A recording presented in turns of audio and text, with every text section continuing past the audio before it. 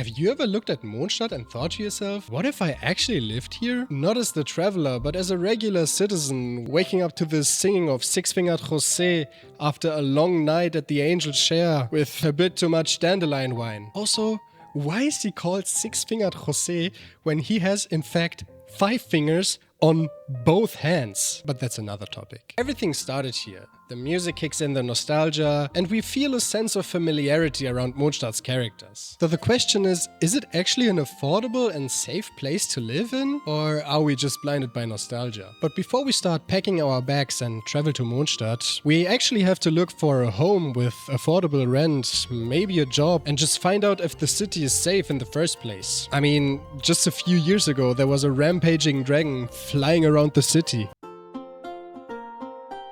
Let's look at Mondstadt's house situation. I walked around the city and counted about 41 doors that would be an entrance to a house. And then we have to remove public places like the Favonius Cathedral, the Knights of Favonius headquarters, the Adventurers Guild quarters, the Angel's Share, Cat's Tail, the Goth Hotel, and the Furball Fortress, which was an event in like 4.5. So now we are left with roughly 34 houses where we could actually live. And we do know for a fact that Mona lives in this house, so minus this one too. Meanwhile, there are around 80 people living their daily life here.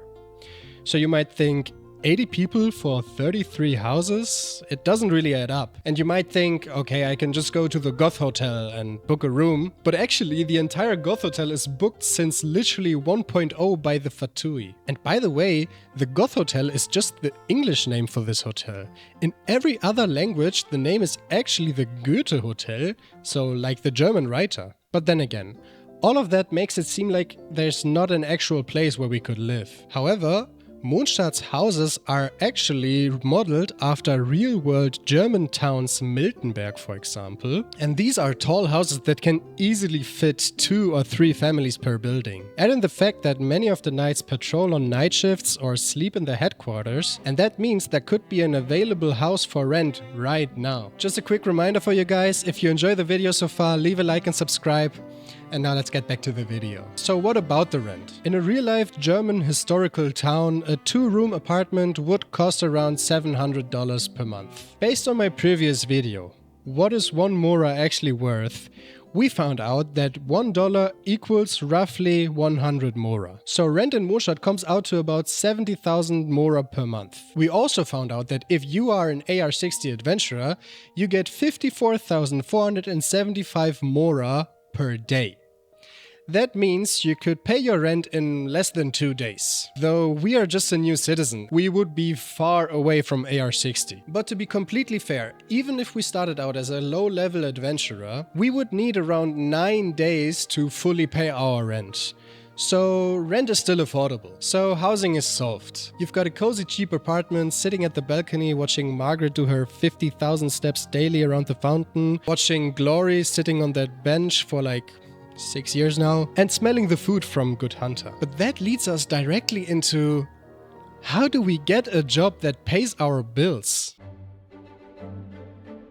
Once you start looking for a job in Mondstadt, you realize your career choices are pretty limited. You essentially have 3 main paths. First, you can work for the state by joining the Knights of Favonius or the Church of Favonius. These jobs are safe, offer steady income, and cover everything from guarding the gates or singing the choir to alchemy and city logistics. And you would probably even get a bed to sleep, so you wouldn't even have to pay rent in the first place. Second, you can join the Adventurers Guild, though your tasks will range from delivering packages to fighting slime monsters and all kinds of stuff. I mean, one commission is apologizing to Timmy for killing off the pigeons and feeding ducks. Third, you can enter the private market, which is almost entirely controlled by none other than Dawn Winery owner Diluc. Diluc's monopoly controls agriculture, brewing, taverns, and wine exports through all of Tevat, so if you don't work for Diluc, your options are small. You could work for Wagner at the Forge or help out at Good Hunter, or sell flowers with Flora,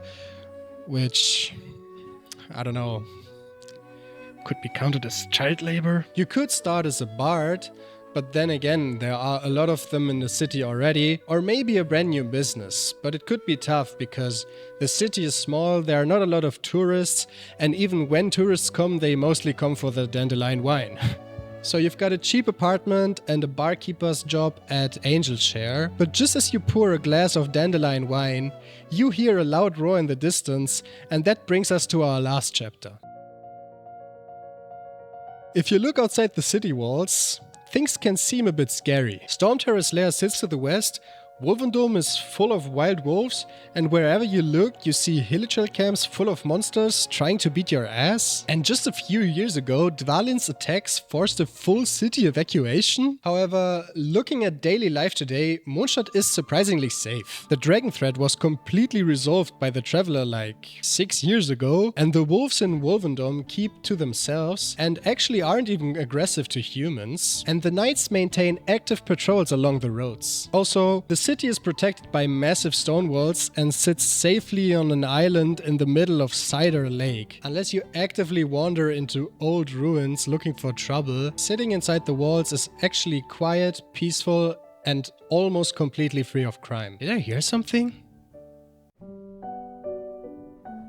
So now we can finally answer our big question from the start. Is Mondstadt actually a good place to live as a regular person? And the answer is a big yes. Even if hyper-capitalist Delok Bezos controls most of the economy and job options are limited, the low cost of living, walkable streets, high level of safety and relaxed freedom make Mondstadt actually a nice place to live in. So you don't need a vision to live a peaceful and happy life here. And that's why I'm putting Mondstadt as the first entry on this tier list, easily on a solid A tier. It's cozy, cheap, and just exciting enough outside the gates to keep life interesting. Thanks for watching. Leave a like and subscribe so I can get to 500 subscribers so you can hype the video, and write in the comments which city I should check out next. Bye!